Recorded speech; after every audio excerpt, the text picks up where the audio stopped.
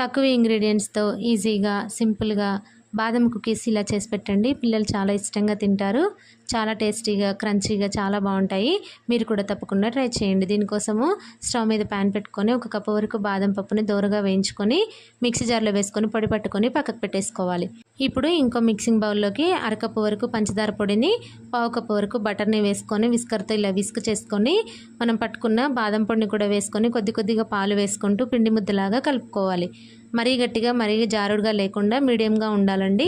ఇప్పుడు దీంట్లో 1 కప్పు వరకు మైదాని కొద్దిగా వేసుకుంటూ ఒకేసారి వేసుకోకుండా కొద్దిగా వేసుకుంటూ పిండి ముద్దలాగా గట్టిగా అయ్యేంత వరకు కలుపుకోవాలి. ఇప్పుడు దీన్ని కొద్దిగా ప్లేట్కి బటర్ అప్లై చేసుకొని దాంట్లో వేసేసుకొని చేత్తో అలా స్ప్రెడ్ చేసేసుకొని పైనుంచి డ్రై ఫ్రూట్స్ వేసుకొని చాక్తో ముక్కల్లాగా కట్ చేసుకొని ప్రీహీట్ చేసుకున్న గిన్నెలో స్టాండ్ వేసుకొని 30 నుంచి 40 నిమిషాల వరకు బేక్ చేసుకుంటే tasty cookies ready. Thank you for watching. Video నచ్చితే లైక్ చేయండి. ఎలా ఉందో కామెంట్ చేయండి. సబ్స్క్రైబ్ చేసుకోండి.